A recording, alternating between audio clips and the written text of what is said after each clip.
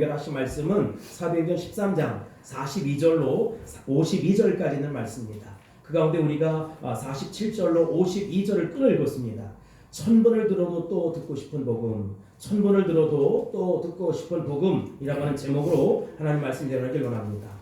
저는 지난주 설교를 통해서 사도행전 13장에서 바울 사도가 피시디 안디옥에서 행한 설교를 여러분과 같이 나누었습니다. 이제 피시디 안디옥의 그 유적지를 먼저 보고 14절부터 16절 말씀 보겠습니다. 넘겨주시면 유적지가 나올 거예요. 14절로 유적지가 이렇게 나오고 여기가 피시디아 안디옥에 있는 것을 사진 찍은 거예요. 자, 14절부터 16절 있는 말씀 우리 합독합니다. 시작. 그들은 버가에서 더 나아가 피시디아 안디옥에 이르러 안식일에 이 땅에 들어가 앉으니라. 율법과 선자의 글을 읽은 후에 회당장들이 사람을 보내어 물어 이르되 형제들아, 만일 백성을 권할 말이 있거든 말하라 하니 바울이 일어나 손짓하며 말하되 이스라엘 사람들과 및 하나님을 경외하는 사람들아 들으라. 아멘. 그러면서 이제 17절부터는 바울의 완벽한 설교 한 편이 소개되고 있습니다. 바울 사도가 다녔던 1차, 2차 전도 여행지를 살펴보면 이렇게 먼 거리를 어떻게 바울 사도는 그렇게 간단하게 여행할 수 있었을까라고 하는 것입니다. 그 높은 토로스 산맥을 넘을 때 에어컨이 달린 제일 좋은 고급 스프린터 리무진 벤츠를 타고 가는 것도 아닌데 엉덩이도 아프고 허리도 결리고 어깨도 결리고 쑤셔 견딜 수 없었을 터인데 어떻게 교통 형편이 좋지 않은 그곳에 바울과 바나바는 그렇게 배를 타고 말을 타고 또 육지로 도보를 하면서 이 복음을 전할 수 있었을까라고 하는 것입니다. 여러분, 복음의 능력이란 바로 이런 것이다라고 하는 것입니다. 예수 그리스도의 복음, 십자가의 복음 철학이 아니라는 것입니다. 예수 그리스도의 복음은 지식이 아니라는 것이지요. 예수 그리스도의 복음, 십자가의 복음은 아무리 멀고 험하고 고통스럽고 괴로운 길이라 할지라도 하지 않고는 견딜 수 없는 것이지요. 아무리 힘든 일도 힘들어하지 않고 가는 것이고 희생을 희상이라 생각하지 않냐고 갈 수 있는 것이 바로 이 복음의 능력이라는 것입니다. 지금도 예수 그리스도의 십자가의 복음은 정확하게 이것을 깨달은 사람들, 복음의 진수를 맛본 사람들은 이 복음 전하지 아니하면 견딜 수 없는 심정으로 살아간다는 것입니다. 우리 예수 믿으면서 작은 희생들을 합니다. 어떤 때는 직업상의 희생을 하기도 하고 시간적인 희생을 하기도 합니다. 어떤 이들은 돈의 희생을 합니다. 어떤 이들은 자기 인생을 몽땅 바쳐서 희생을 하기도 합니다. 때때로 우리는 11조나 각종 헌금을 내놓고 얼마나 뿌듯해하는지 알 수가 없어요. 야, 내가 이 정도 하면 참 하나님 영광을 위해서 사는 것이보다 괜찮은 사람이다 라고 하는 것이지요. 교회 좀 열심히 나오고 봉사를 열심히 하고 예수님을 위해서 조금의 핍박을 받으면 나는 괜찮은 그리스도인, 훌륭한 그리스도인 이렇게 자부심을 나름 갖게 된다는 것입니다. 여러분, 그러나 십자가의 복음, 생명의 복음은 그 정도의 모습이 아니라는 것이지요. 그보다 훨씬 더 깊은 것이고 더 놀라운 것이라는 것입니다. 심지어 어떤 이들은 내 생명을 조금 더 귀한 것으로 여기지 아니하고 아낌없이 내놓는 것입니다. 내 이름이 땅에서 완전히 제거되고 지워질지라도 그 복음을 위해서, 하나님 영광을 위해서 내 목숨을 내놓는 것입니다. 그게 바로 복음이라는 것이지요. 그렇지 아니하면 이렇게 먼 길을 마다하지 아니하고 험악한 곳을 달려갈 수가 없는 것이지요. 어떻게 그렇게 희생과 수고와 땀과 대가를 치르면서 갈 수 있겠느냐라고 하는 것이지요. 한 사람을 완전히 변화시키고 송두리째 뒤집어 놓아서 정말로 이 복음, 생명의 복음을 전할 수 있게 하는 것, 그것이 바로 복음의 능력이라는 것입니다. 그래서 바울 사도는 1차, 2차 전도 여행을 하면서 정말 이 사도행전의 모습을 진행하고 있는 것이지요. 사실 우리는 너무나 안일한 환경 속에서 너무나 편안하게 작은 고통을 큰 고통이라고 생각하며 작은 헌신과 희생을 굉장히 큰 것이라며 착각하며 살아갈 때가 많이 있어요. 오늘 우리가 살펴볼 첫 번째 주제는 1000번을 들어도 또 듣고 싶은 복음의 능력이라는 것입니다.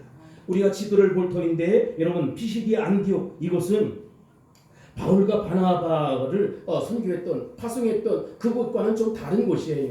그 수리 안독이라고 하는 것은 그 당시 한 50만 명 정도가 살았는데 7분의 1이 유대인이었어요. 그곳에서 이제 이 훌륭한 집사님들이 계셨는데 7 가운데 2명을 이제 선교 여행을 보냈던 것이지요. 그리고 그들은 이제 구브로라고 하는 섬에서 이제 수리아 안디옥을 떠나서 구레네 섬에서 길리아 갈라디아 지역으로 달려오게 되고 이제 피시디아 안디옥까지 찾아오게 되었다는 것입니다. 저는 성지순례 기간 동안 이곳을 가본 적이 있어요. 피시디아 안디옥을 가본 적이 있었어요.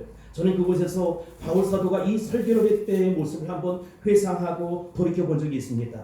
그는 17절부터 시작되는 이 메시지를 이렇게 전하는 것입니다. 예수님이 도대체 누구냐라고 하는 것입니다. 여러분, 예수님이 도대체 누구냐? 그는 구약 성경에 이미 약속된 메시아라는 것입니다. 그분은 이 땅에 오셨는데 우연하게 태어난 것이 아니라는 것이지요. 그의 아버지 어머니의 사랑을 통해서 나온 그 사랑의 결정체가 아니라는 것입니다. 다윗의 자손으로서 구약의 아브라함부터 시작해서 태어나기로 이미 약속된 메시아였다는 것입니다. 이게 바울 사도의 첫 번째 설교의 요지예요. 그리고 그 메시아이신 예수님이 십자가에 못 박혀 돌아가시기 위해서 오셨는데 그분은 온 인류를 위해서, 아니 저와 여러분을 위해서 십자가에 못 박혀 돌아가시려고 오셨다는 것입니다.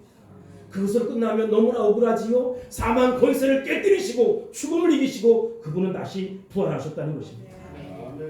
그분은 살아서 마귀의 모든 권세들을 깨뜨리고 구원을 완성하시기 위해서 이 땅에 오셨다는 것이지요. 이것이 41절까지의 말씀이에요. 이제 우리는 41절부터 바울 사도가 설교를 하고 난 이후에 나타나는 이 반응에 대해서 어떻게 살펴볼 것이냐, 우리가 어떻게 반응할 것이냐, 이걸 좀 살펴보고자 해요. 42절입니다. 시작. 그들이 나갈새 사람들이 청하되 다음 안식일에도 이 말씀을 하라 하더라. 아멘. 그곳 사람들과 바울 일행은 서로 처음 만난 사람들이었어요. 그런데 여러분, 그 당시 정책적으로 바벨론에서 한 2,000 가정 정도를 이곳에 보낸 거예요. 그래서 이곳에 이제 교통에 아주 중요한 요충지였고 또 정치적으로도 굉장히 중요한 것이었는데 유대인들이 많이 살고 있었어. 이곳에 가서 이제 바울은 복음을 전하는 것입니다. 그는 회당을 발견하고 처음 주일이 되었을 때 이곳에 가서 하나님 말씀을 증거해요. 생명의 말씀을 증거해요. 그럴 때 그는 담대하게 십자가의 복음, 생명의 복음을 전하기 시작했습니다. 그런데 생명의 복음을 받은, 십자가 복음을 받은 이들이 감동을 받았단 말이지요. 그래서 그들은 이렇게 말하는 것입니다. 다음 안식일에도 꼭 와주세요. 우리를 위해서 설교해 주세요. 이건 그들이 체면으로 부탁하는 것이 아니었다는 것입니다. 저도 때때로 다른 곳에 가서 설교를 해보면 은혜 받은 사람들이 참 은혜 많이 받았습니다. 다음에도 꼭 한번 목사님 우리 교회를 들러주세요. 이렇게 이야기할 때가 있어요. 그 사람들은 체면 치료를 하는 것이 아니라 꼭 다시 만나보고 싶은 그런 마음 때문에 그런 것이지요. 그 이유는 간단합니다. 그 사람을 통해서, 그 사람이 중요하지 않아요. 그 사람을 통해서 전해지는 이 복음, 생명의 복음, 십자가의 복음을 또 듣고 싶은 것입니다. 복음은 이렇게 많은 사람들에게 감동을 줍니다. 복음은 이렇게 많은 사람들에게 변화를 시키는 것이지요. 복음은 이렇게 사람들에게 새로운 생각을 갖게 하고 사람을 살리는 놀라운 역사가 있는 것입니다. 죽은 것 같은 사람이 그 말씀을 듣고 살 것 같은 거예요. 내가 이 말씀을 들으니 다시 복음 앞에 서서, 다시 말씀 앞에 서서, 다시 은혜 앞에 서서 살아야겠다. 이런 굳은 결심을 하는 것입니다. 그들에게서 바울 사도가 전해준 이 단순한 복음은 내용면으로 보면 다 아는 말씀이에요. 누구나 다 알고 있는 그런 말씀이었어요. 그러나 그때 그 설교를 들은 사람들은 살았다. 이게 진짜구나. 진정한 하나님의 능력이구나. 하나님의 음성이 저를 통해 나에게 들려오는구나. 라고 하는 생각을 갖게 되었어요. 43절입니다. 시작. 회당의 모임이 끝난 후에 유대인과 유대교에 입교한 경건한 사람들이 많이 바울과 바나바를 따르니 두 사도가 더불어 말하고 항상 하나님의 은혜 가운데 있으라 권하니라. 아멘. 유대인과 유대교에 입교한 경건한 사람들, 어떻게 피시디아 안디옥에 이런 일이 있었을까? 요세푸스가 쓴 글을 보면 이 주 200년 정도 됐을 때 그때 한 2,000명의 가족들을 2,000 가족들을 이곳에 강제적으로 이주를 시켰다는 거예요. 바벨론 사람들이. 그래서 이제 트리키의 본문의 배경이 그것 아닙니까? 그곳에 있는 사람들이 있었어요. 유대인과 유대교에 입교한 경건한 사람들이 있었다는 것입니다. 이런 사람들이 많이 바울과 바나바를 따르게 되었어요. 이것은 이렇게 설명할 수 있습니다. 이제 집회가 끝났어요. 사람들은 우르르 바울과 바나바를 쫓아다니는 것입니다.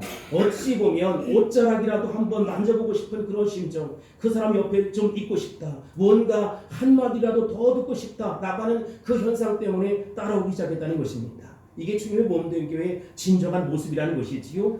그랬더니 두 사도가 말하고 난 다음에 항상 하나님의 은혜 가운데 있으라 이렇게 권면을 받습니다. 설교가 끝난 후에 사람들이 바울과 바나바 주의를 떠날 줄을 몰랐어요. 무슨 뜻입니까? 좋았다는 거예요. 감동을 받았다는 이야기지요. 그리고 그 입을 통해서 뭔가 더 듣고 싶은 것입니다. 여러분, 이 복음이라고 하는 것은 더 듣고 싶은 거예요. 100번을 들어도 1000번을 들어도 10,000번을 들어도 더 듣고 싶은 것이 복음이라는 것입니다.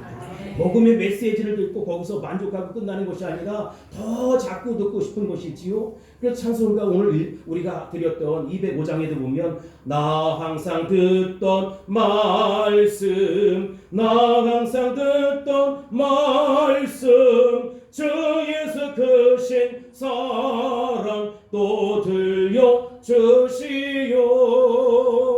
여러분, 나 항상 듣던 말씀이었어요. 1000번을 들었던 말씀이었어요. 그런데 더 듣고 싶은 것입니다. 이게 복음의 능력이라는 것입니다. 예수님의 얘기는 1000번, 10,000번 들어도 지루하지 않아요. 언제나 신선하고 새로운 것이며 감동이 넘치는 것입니다.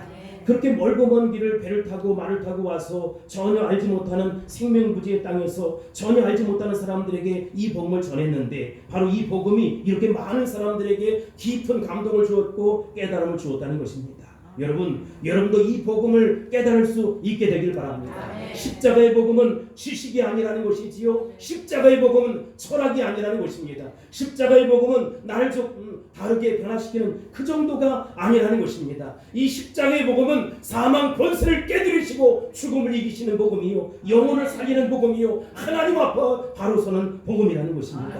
이 복음으로 말미암아 여러분들이 새로움으로 변화될 수 있게 되길 바랍니다. 이 복음으로 말미암아 구원의 완성자이신 주님을 영접하고 받아들일 수 있게 되기를 주 이름으로 축복합니다. 할렐루야. 그렇게 될지어다. 그렇게 되기를 선포합니다. 우리가 두 번째 살펴볼 주제는 온 성이 거의 다 모였다는 것이지요. 44절 보겠습니다. 시작. 그 다음 안식일에는 온 시민이 거의 다 하나님 말씀을 듣고자 하여 모이니. 아멘. 그 다음 안식이라고 했으니까 이제 한 주가 지냈습니다. 온 시민이 거의 다 라고 하는 것은 온 성의 백성들이 거의 다 모였다는 것이지요. 대부분의 사람들이 하나님의 말씀을 듣고자 왔다는 것입니다. 우리는 그 설교를 들었던 사람들이 돌아가서 다른 사람들, 야, 이번에 바울사도가 설교는 얼마나 은혜스러운지 알 수가 없어. 그래서 한 주간 동안 열심히 전했던 거예요. 그랬더니 그래, 나도 한번 가보자 라고 해서 커맨시 가봤던 것이지요. 그런 놀라운 역사가 일어나는 것입니다. 우리 교회 안에도 그러한 역사가 일어날 수 있게 되기를 예수님의 이름으로 축원합니다. 우리 교회도 지금 가득 이렇게 차 있는데 한 10명 정도가 안 왔어요. 그래도 가득 차 있어요. 여러분, 우리를 통해서 이 복음이 흘러가야 한다는 것이지요. 우리가 축복의 통로가 되고 축복의 파이프가 되어서 많은 영혼들에게 이 생명의 복음, 십자가의 복음을 들려주어야 한다는 것입니다. 우리가 믿는 예수님은, 우리가 믿는 이 복음은 우리를 미치게 하는 거예요. 여러분, 나를 미치지 못하게 하는 것은 복음이 아니라는 것이지요. 그건 개똥 철학이나 지식에 지나지 않아요. 예수 믿어도 지식으로 믿는 사람들은 흥분을 할 수가 없는 것이지요. 예수 믿고 교회 나와도 그런 거지 이 정도라는 것이지. 별 다를 게 뭐가 있어? 이 교회나 저 교회나 똑같이. 여러분, 그렇지 않아요. 복음의 진술을 맛본 사람들은 다르다는 것입니다. 잘못 믿고 있으니까 맹숭맹숭한 거예요. 진정한 복음은 예수 그리스도가 죽은 분이 아니라 지금도 시퍼렇게 살아계셔서 역사하시는 복음이라는 것입니다. 나의 인생을 바꾸고 나의 인생을 송두리째 바꿀 뿐만 아니라 나의 자녀들의 미래와 장래를 바꿀 수 있는 것이 이 복음, 생명의 복음, 십자가의 복음이라는 것입니다. 그리스도 외에는 모든 것을 나는, 그래서 바울사도는 분토로 배설물로 여기겠다는 것입니다. 쓰레기통에 쳐놓겠다는 것입니다. 내가 그동안 세상에서 중요한 생각을 했던, 너무 중요하게 생각했던 돈, 명예, 세상의 모든 가치가 이 복음과는 게임이 안 된다는 것이지요. 야, 그렇구나. 정말로 생명이 여기 있구나. 그런데 바울 사도와 바나바가 이 여기서 설교를 하고 복음을 전했을 때 기적이 나타났나요? 기적이 없었어요. 병자를 고쳤다는 이야기가 있습니까? 없어요. 단지 뭔만 했습니까? 예수 복음, 십자가 복음을 전했어요. 그런데 사람들이 바뀌는 거예요. 생각이 달라진 거예요. 태도와 자세가 달라진 거예요. 왜 그래요? 감동을 받았기 때문이라는 것입니다. 그렇습니다. 영원한 메시지는 오직 예수 그리스도입니다. 기적이 아니에요. 외적인 기적은 외적인 부산물에 지나지 않아요. 예수 믿고 거듭나 하나님의 자녀가 되면 기적도 오고 기적이 상식처럼 다가올 수 있어요. 그러나 정말로 중요한 것은 예수 그리스도를 만나야 한다는 것입니다. 예수 그리스도를 만나 거듭나 하나님의 자녀가 되고 그 말씀으로 변화되고 감동받고 세워지고 달라져야 한다는 것입니다. 이와 같은 은혜의 역사가 나타날지어다, 드러날지어다. 할렐루야. 우리가 세 번째 살펴볼 내용은 담대했던 바울과 바나바의 모습이라는 것입니다. 영적 대부흥에는 언제나 마귀가 도사릴 수 있어요. 여러분 조심해야 한다는 것입니다. 45절 보겠습니다. 시작. 유대인들이 그 무리를 보고 시기가 가득하여 바울이 말하는 것을 반박하고 비방하거늘. 아멘. 복음에는 유대인이나 이방인이 구별이 되지 않아요. 복음은 구별 없이 모두에게 하나님의 능력인 것입니다. 야만인이나 배운 사람이나 헬라인이나 유대인이나 구분할 게 없어요. 그런데 일부 유대인들이 이렇게 하나님의 성령의 역사, 복음의 역사가 일어나는 걸 보고 시기하고 질투하고 비방하고 분노했다는 것입니다. 유대인들은 무리를 보고 시기가 가득해서 바울이 말하는 것을 반박하고 비방하기 시작했어요. 아마도 2000년 전이나 지금이나 똑같은 것 같습니다. 복음이 드러나면 그것을 받아들이고 기뻐하는 사람이 있는가 하면 그걸 전혀 이해하지 못하고 상식적으로 이야기하려고 해요. 그러니까 빈정대고 어깃장을 놓고 이상하게 생각하는 것입니다. 이때 그렇게 빈정대던 유대인들을 향해서 46절에 바울과 바나바는 이렇게 대답을 합니다. 46절입니다. 시작. 바울과 바나바가 담대히 말하여 이르되 하나님 말씀을 마땅히 먼저 너에게 전할 것이로되 너희가 그것을 버리고 영생을 얻기에 합당하지 않은 자로 자처하기로 우리가 이방인에게로 당하노라. 아멘. 우선 바울과 바나바는 복음을 비판하는 그 무리 앞에서 담대했다는 사실에 우리가 주의를 기울 필요가 있어요. 바울과 바나바가 어떻게 말했습니까? 담대히 말했던 것이지요. 오늘 우리들의 문제는 비겁한 데 있는 것입니다. 모르는 것이 알아요. 다 알아요. 그런데 알지만 행동하지 못하는 것이지요. 알지만 내가 그것을 말하면 손해볼까봐, 체면이 깎일까봐, 다른 사람들이 나에게 수근수근 될까봐, 손가락질할까봐, 버림받을까봐 엄두를 내지 못하는 것입니다. 특별히 청소년들이나 청년들은 더 하겠지요. 왜냐하면 이 복음 이야기하면 왕따를 당하고 따돌림을 당할지 모르겠어요. 그것처럼 무서운 것이 없잖아요. 우리는 그들에게 소외당할까봐, 그 직장에서 쫓겨날까봐, 그 사람들이 외면할까봐 이 복음 전할 수 없다는 것입니다. 오늘 본문의 현장인 튀르키예나 다른 이스라엘 문화권에서 전도하기가 대단히 어려운 것이지요. 여러분 왜 어렵습니까? 두려움 때문에 그래요. 누가 말하지 않았는데도 괜히 혼자 벌벌 떨고 무서운 것입니다. 왜냐하면 튀르키예 사람들의 경우에 예수를 믿으면 그 집에서 어떻게 합니까? 쫓겨나야 돼. 사회에서 쫓겨나야 돼. 공무원을 할 수 없는 것이지요. 경찰이나 정부가 힘들게 하는 것이 아니라 더더욱더 무서운 것은 자기가 자랐던 동네나 가정에서 왕따당하고 소외당해요. 왕따나 소외당하면 좋지요. 직장에서 쫓겨나고 심지어 가정에서 쫓겨나고 형이 동생을 칼로 찔러 죽여도 그것은 명예살인, 명예를 위해서 살인하는 것이지 살인자가 아니라는 것입니다. 왜요? 가족에게 수치를 줬다 이렇게 생각하기 때문에 죽이는 거예요. 그게 이슬람입니다. 내가 만났던 튀르키예 이즈미르의 서바울 선교사님은 전도하다가 돌에 맞았대. 근데 그분은 지금도 얼얼했다 이렇게 너무나 돌에 맞은 그 아픔이 너무나 고통스럽다 이렇게 얘기했고, 김주찬 선교사님은 그곳에서 정치학 박사를 받았는데 복음 전한다는 이유 때문에 경찰서에 끌려가서 얼마나 심하게 맞았던지, 심지어 한 달 동안 매 맞는 공포에서 헤어나지 못했다 이렇게 얘기해요.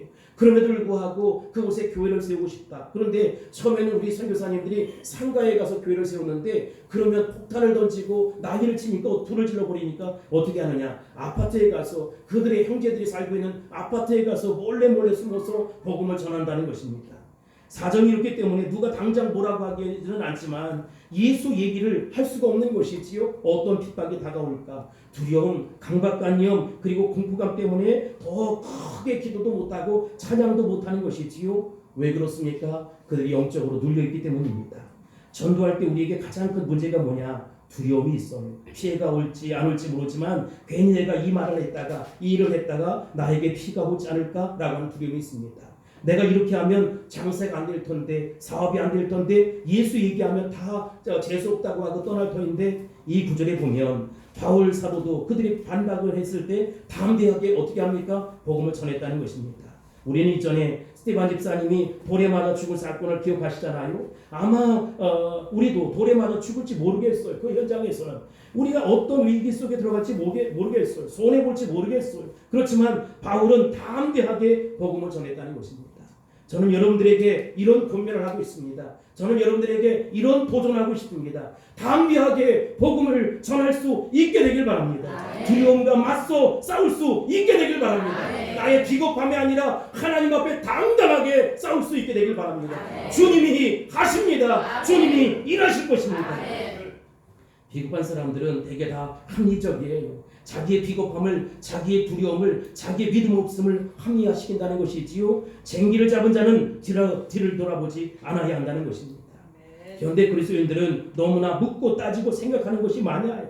그냥 믿음으로 하십시오. 그냥 기도하고 전도하십시오. 그냥 믿음으로 순종하십시오. 여러분의 의치를 너무 생각하지 마세요. 여러분, 예수님의 의치를 생각하세요. 예수님이 십자가가 옮겨졌을 때 사탄 마귀가 완전히 쓴 웃음을 지었어요. 우리가 이겼다라고 말이지요. 그러나 여러분, 그 쓴 웃음을 완전히 십자가상에서 박살내 버리셨어요. 구원을 완성해 주셨다는 것입니다. 예수님이 중요한 것이다. 오늘 현대 그리스도인들의 가장 큰 문제는 덥지도 차지도 않는 회색지대에 있는 신앙이라는 것입니다. 안 믿는 것도 아니고 믿는 것도 아니고 멀찍이 떨어져서 손해를 볼 수 없고 예수 믿는 것입니다. 저는 여러분들에게 그런 도전을 하고 싶어요. 여러분, 그렇게 시시하게 믿지 마세요. 그냥 예수 믿기로 마음에 작정했다면 하나님 나라 선교 완성을 위해서 살아갈 수 있게 되길 바랍니다. 내 인생을 걸고 목숨을 걸고 생명을 걸고 하나님 나라 선교 완성을 위해서 일어날 수 있게 되길 주의 이름으로 축원합니다. 축복합니다. 선포합니다. 우리가 다음으로 살펴볼 주제는 복음을 거부한 유대인들의 모습이라는 것이지요. 여러분, 이 복음이 먼저 어디에 갔느냐? 유대인들에게 갔어요. 근데 이 분명한 것은 이 복음을 통해서 유대인들이 변화돼 하나님의 자녀가 되어야 되는데 그들이 돌아오지 않았다는 것입니다. 그러니 영생 얻을 만한 일들을 유대인들에게 분명 허락해 주셨는데 그들이 합당치 않게 하니까 이 복음이 어디로 흘러갔습니까? 이방인에게 흘러갔다는 것입니다. 여기에 아주 값비싼 영적인 교훈이 있습니다. 복음이 주어졌지만 복음을 거부하거나 그러면 어떻게 되느냐? 영생 얻음에 합당치 않으면 어떻게 되느냐? 다른 사람들이 흘러간다는 것입니다. 축복의 기회가 왔어요. 그럼 어떻게 합니까? 잡아야지요. 아, 내가 축복받을 기회이구나. 내가 정말 하나님 앞에 쓰임받을 기회이구나. 다음 차례가 아니라 내가 쓰임받을 기회이구나 하면서 이 축복을 거머쥐어야 한다는 것입니다. 그 하나님 영광을 위해 살아가는 것입니다. 주님, 물질도 주시고 능력도 주시고 은혜도 부어 주옵소서. 모든 것 대신 주님께서 모든 것 쏟아부어 주옵소서. 주님이 일하십니다. 저는 여러분들이 축복을 거절하지 않게 되길 바랍니다. 특별히 예수 믿는 집안에 태어난 자녀들에게 권면하고 싶습니다. 할아버지, 할머니, 어머니, 아버지 다 예수 믿었잖아요. 정말로 믿음의 가정에서 태어났잖아요. 그런데 도대체 나는 왜 이러한 삶을 살고 있느냐라고 하는 것입니다. 여러분, 내가 이렇게 꿈을 말도 안 되게 희미한 모습으로 살아가서는 안 된다는 것이지요. 아지랭이가 피는 것처럼 꿈을 희미하게 사는 것 우리 주님 원치 않으세요. 하나님도 원치 않으시고 할아버지, 할머니, 아버지, 어머니도 원치 않으세요. 하나님 아버지께서 가슴 아파 하신다는 것입니다. 천국에 계신 할아버지, 할머니, 아버지, 어머니가 가슴 치며 통곡할 것입니다. 다시 복음 앞에 서야 합니다. 다시 말씀 앞에 서야 합니다. 다시 은혜 앞에 서야 합니다.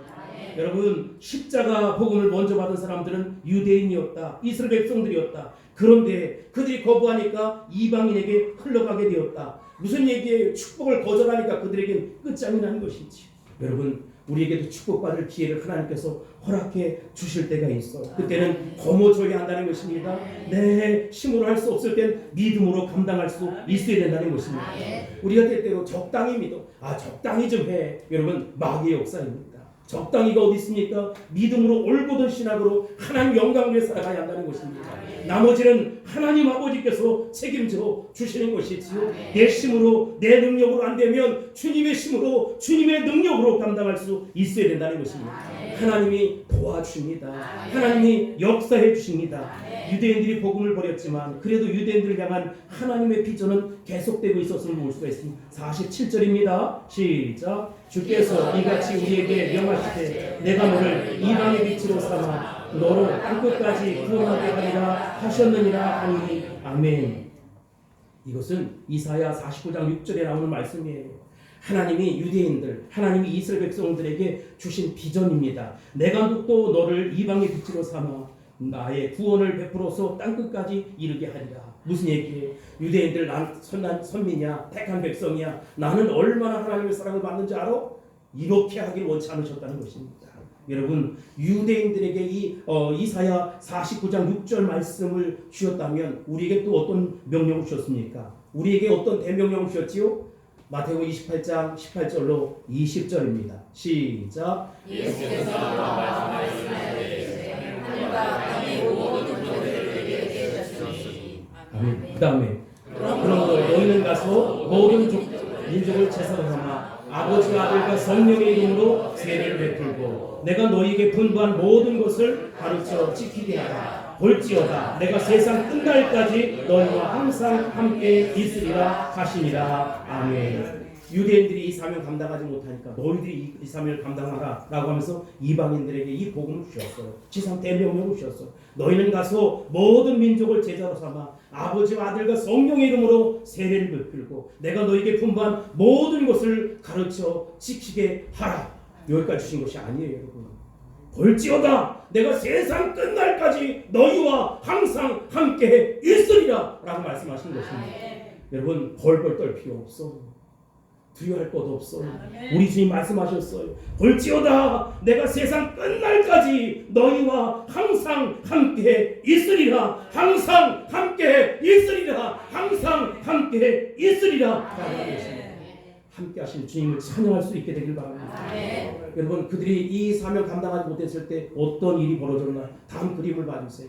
그림 하나 나올 터인데 여기 말이지요. 이 히틀러라고 하는 사람 여러 학설이 있지만 아마 이 히틀러의 어머니는 아버지를 이렇게 잃어버리고 그 유대인의 남자친구가 있었던 모양이에요. 그 모습을 봤던 히틀러는 말이지요. 유대인들을 죽여버리겠다 이런 마음의 꿈을 꾸는 것이지요. 몇 명이나 죽였습니까? 우리 600만 명이나 죽었어. 만약에 유대인들이 이 복음, 생명의 복음 전하고 증거하고 사명 감동했더라면 이런 고통스럽고 억울한 일이 없었을 거예요. 근데 유대인들은 이방인들을 뭐로 여겼느냐? 개처럼 취급을 했어요. 개만도 못하게 취급을 했어요. 그러니까 그들이 스스로 비극으로 끝나고 말았다는 것입니다. 하나님의 자녀들도 믿음으로 살 때 고난이 있습니다. 고난이 물러간다 말도 안 돼요. 여러분, 우리의 삶은 고난의 연속이다라고 해도 과언이 아니에요. 그래서 고해다라고 하지 않습니까? 고통의 바다를 거니는 거예요. 그러나 여러분, 이 고난을 정말로 간증의 기회로 삼을 수 있어야 된다는 것입니다. 하나님께서 나를 통해 일하시는 모습을 보여줄 수 있어야 된다는 것이지요. 억울하지만 내 삶 속에 가슴앓이가 있지만 눈물이 있지만 하나님 함께 서울을 이루시고 하나님의 영광을 드러내고야 마실 것이다.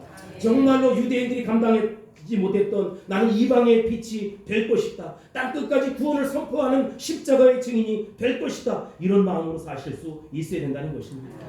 사랑하는 성도 여러분, 하나님께서 우리에게 물질을 주세요. 또 시간을 주세요. 또 정력을 주세요. 이것저것 주시는데 나만 누리라고 나만 이렇게 하라고 주시는 것이 아니에요.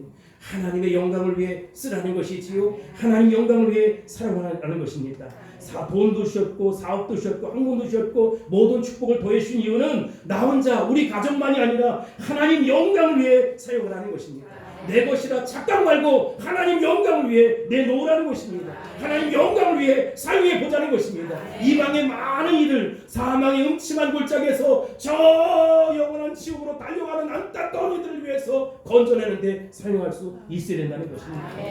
바울 사도의 메시지를 들었을 때 이방인들은 어떻게 했습니까? 기뻐했어요. 유대인들은 비방하고 이를 갈았지만 이방인들은 기뻐했던 48절입니다. 시작. 이방인들이 듣고 기뻐하여 하나님 말씀을 찬송하며 영생을 주시기로 작정된다는 다 믿더라. 아멘. 이방인들은요, 유대인들 때문에 수지 맞은 사람들이에요. 하나님 메시지를 정식으로 들은 것도 아니에요. 그저 기동장으로 들었어요. 그저 주인의 상에서 떨어지는 부스러기 같은 은혜를 받은 것이지요. 그것 먹고도 너무너무 좋은 거예요. 오늘 여러분들 가운데에도 그런 역사가 일어날 수 있게 되길 바랍니다. 내가 정말 어찌어찌 하다가 여기 코가 끼어서 여기까지 왔다. 부스러기 은혜라도 받아 가셔야 한다는 것입니다.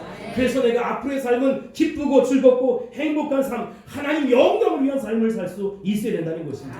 괜히 시기하고 분노로 가득 찬 유대인들의 모습이 아니라 정말 내 뜻대로 마옵시고 아버지 뜻대로 되길 소원합니다. 아버지 뜻이 이 땅에 이루어지길 소원합니다라고 그렇게 달려갈 수 있어야 된다는 것입니다.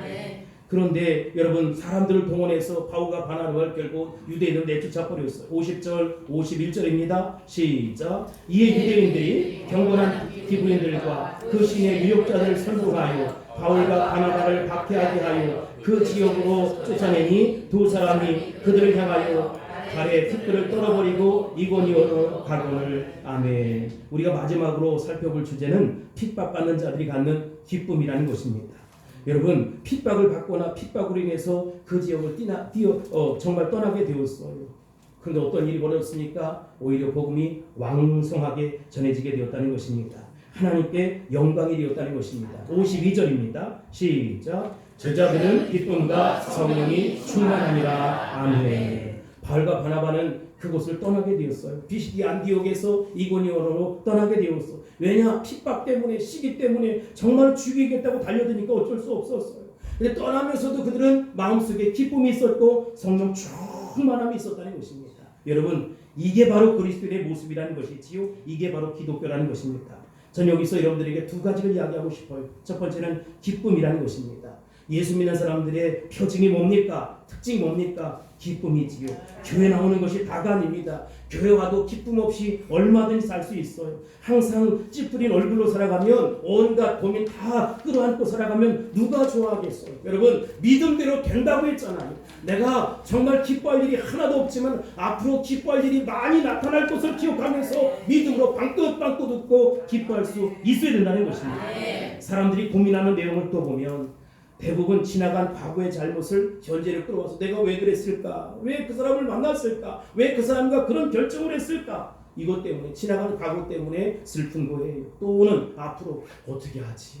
나 죽으면 우리 애들은 어떻게 되지? 나 죽으면 우리 집사람은 어떻게 되지? 나 죽으면 우리 안사람은 어떻게 되지? 이런 것 때문에 미리 오지도 않은 미래를 끌어당겨서 슬프게 살아가고 걱정으로 살아가는 것이지요. 여러분, 그러나 진정한 그리스도인은 그게 아니에요.